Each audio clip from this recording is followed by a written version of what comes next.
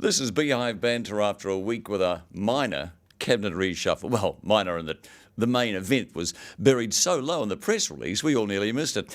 And a week we had a minor reduction in GDP. So discussing this in a very minor way is MBR's political editor Brent Edwards. And let's start, Brent, with GDP. Yay! Halfway to a recession. Reserve Bank forecast 0.7% growth. We got minus 2%. So high inflation and a recession. Minus 0.2. Oh, minus 0.2. Bit of a difference, Grant. Oh, is it? Yes. Is it really? But I think most economists are thinking we're not going to be in a recession now, because I think there's a sense that there'll be a bounce back in the 3 months to the end of June. And then we'll go into recession. And that a number are picking that we could be in recession, end of the year. Mind you. Which remind people that the recession is a technical where you have 2 quarters in a row where there's negative growth. So what's the ramifications? Well, I mean, obviously the ramifications are that, it's not great for businesses. I mean, it must, obviously less money flowing around. There might be, obviously, some impact on employment, possibly, although, as the Finance Minister, Grant Robertson, makes the point, very low unemployment at the moment. So how many times has he said that? Well, it's true. If it doesn't matter. Well, it does matter. He keeps coming out with the same thing time and time again, and nothing changes. And he goes, we're doing all this and we're doing all this. And it's boring. Okay, you're bored. But, that things like low unemployment do matter, particularly when you're going into tough times. Better to go into tough times with unemployment very low than with unemployment already high. I understand that, but here's what the government have been doing. They keep bringing out these press releases saying we've done this, we've done this, we've done this and done this, and things keep getting worse after they say all that. And then they say it the next time, and yet now they're sounding like they've got no answers. All they're saying is, we did this, and nothing's changed. It's got worse. Well, I think they sound like they've got no answers because... They've got no answers? They have got no answers because a lot of this they can't really they can't have a great effect on.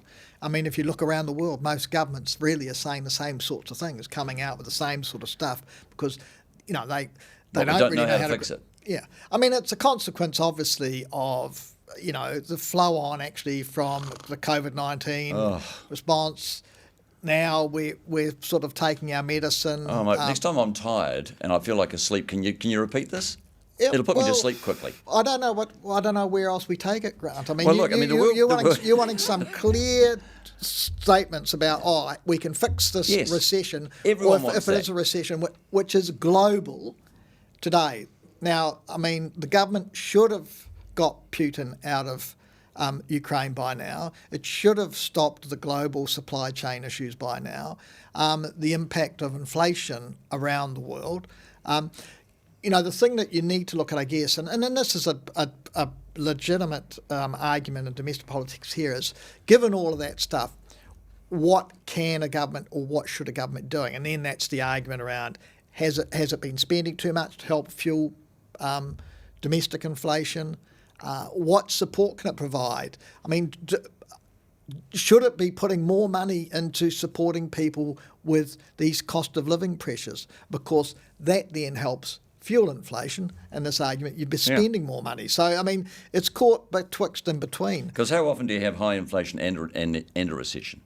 Not that often. I mean, the Reserve Bank still thinks that we won't hit stagflation. Yeah, they still thought we were going to have 0.7% growth. Well, yeah. But I mean, let's face it, Reserve Bank, and most other economists also were expecting growth around.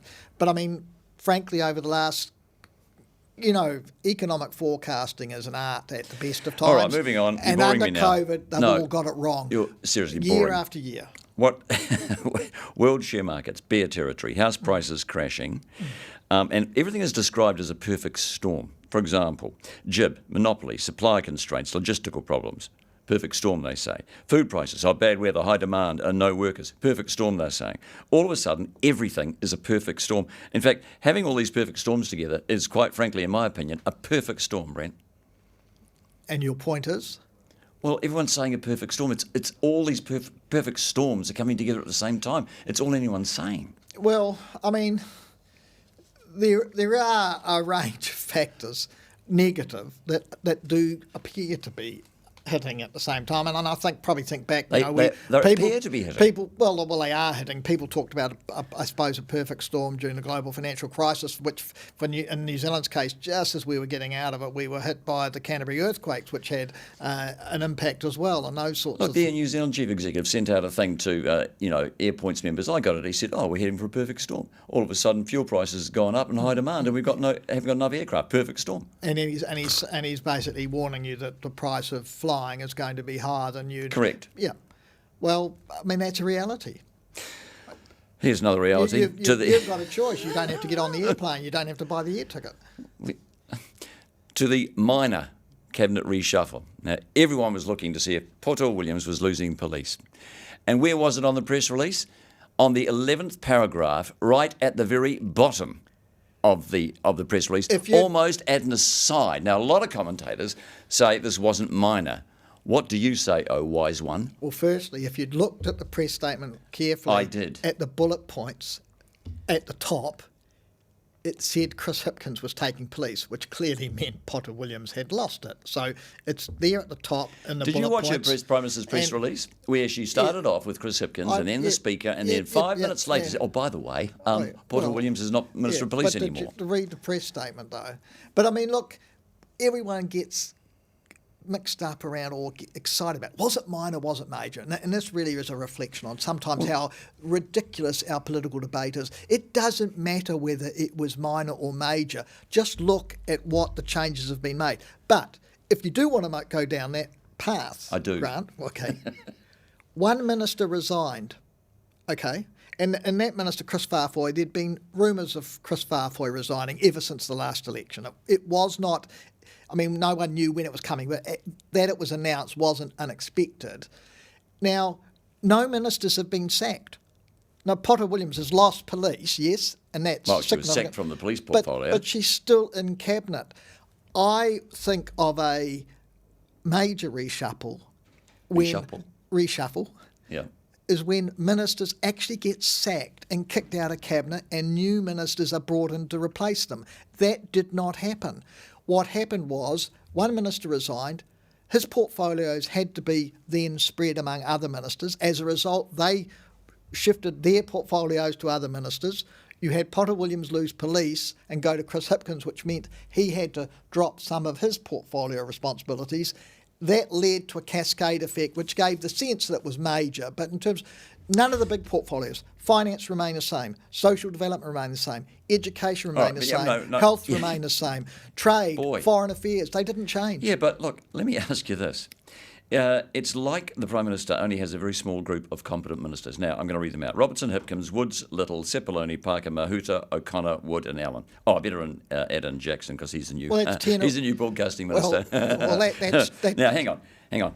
How many Labor MPs are there, Brent? There's 65. Yeah. Now, I've just named 10. Add in the PM, there's 11. Yeah. Where's the rest of the talent? Yeah.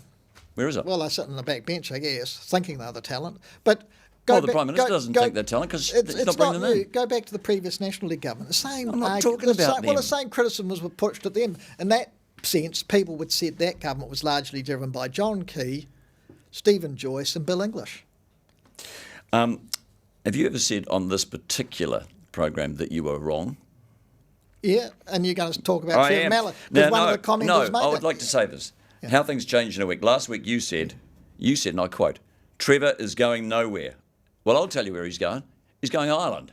Yeah. Nowhere, you said. Well, Peter Dunn called Mallard an embarrassment and he doesn't deserve a diplomatic role. What do you think of that? That's Peter Dunn's opinion. And, people, I mean, Trevor Mallard is one of those politicians who, people either hate him or they love him, and there are probably more people that might hate him than love him. I mean, certainly the opposition really dislike him. I mean, he's always been a combative politician before he became Speaker, and it was always, in some ways, people had that sense of him becoming Speaker was like the poacher turned gamekeeper. And I mean, and that really racked up the opposition because he did have a reputation. He was always difficult in Parliament. He was one of probably the worst behaved MPs in Parliament. Then he becomes Speaker. Does he have the temperament to be a diplomat? Well, the role of being I mean, it's a different role. You're not in that sort of competitive parliamentary environment where you're going to be bashing up against other people in that way. So I'd imagine probably he'll carry out that role reasonably well. I don't think he's going to operate in the same way that he's operated in Parliament. Did I hear you say you were wrong? Yeah, no, I was wrong. Good. But as you keep on pushing me to make predictions, I hate making predictions because you can... Now, here's Trevor Mallard now being combative again, saying he's not available for further comment until he leaves later this year. What's with that? Well, I mean, obviously he doesn't want to be... doesn't want to talk to the press. But yeah, and clearly, I mean, they've run that line that, he said from the start of the election that he was going to leave, etc. But clearly, from the Prime Minister's perspective, she got rid of Potter Williams out of police because that had become a difficult political area, and Williams wasn't dealing with the public debate and the parliamentary questioning around that well.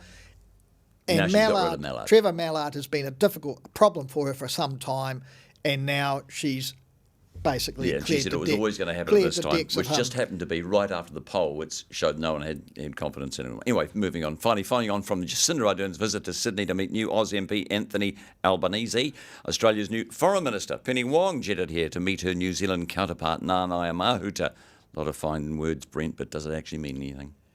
Yeah, well, it was interesting actually the statement they put out because, I mean, largely it focused on the Pacific and no mention of China. There was mention about strategic interests in the Pacific and development partners in the Pacific and the need for them to basically treat the Pacific Island nations with respect, and which was actually a coded message to China, but China wasn't mentioned. But I mean, there are some clear differences now in the Australian approach to the Pacific under this new Labor government, and that is about trying to treat Pacific Island nations as equals. Yes, but this has come just after China did their big tour. I mean, that surely is timing. But also accepting that climate change is a serious issue because the previous coalition government in Australia didn't, and that is the major concern for those Pacific Island nation states. So Australia is taking, I think, a much more constructive role in the Pacific, and I think from New Zealand's perspective, it'll welcome that. But also in that paper they put out, that communique, there was again references to the 501s, the fact Australia keeps on sending back people here. Are we friends or family? Because there's a distinct difference. Well, yeah, I mean, we were apparently good friends today, or last week, but of course Julia Gillard, the former Prime Minister, was described as his family, so, but the relationship's close, and next year, of course, the two countries celebrate 40 years of CER. Oh, that'll be exciting, won't it? Finally looking forward to this Friday, our first ever Matariki holiday. More costs on the poor old businessman, although I will take the day off. Yeah, but I guess hospitality and tourism will welcome it because, presumably you'll take the day off, you'll go out and about, you'll go to your favourite cafe and bar, and people will travel away and have long weekends away. So I mean, there may be, that'll help make sure that in the June quarter it's not another negative, so we'll avoid the recession. Oh, so this whole point of the Matariki holiday is to avoid recession. Excellent, right. That's enough Beehive Banter from Brent and enough from me. So it's good night from me. And goodbye from me. No, you're supposed to say it's good night from him. Otherwise, the joke doesn't work. Well, you didn't give me the script. Thanks for listening.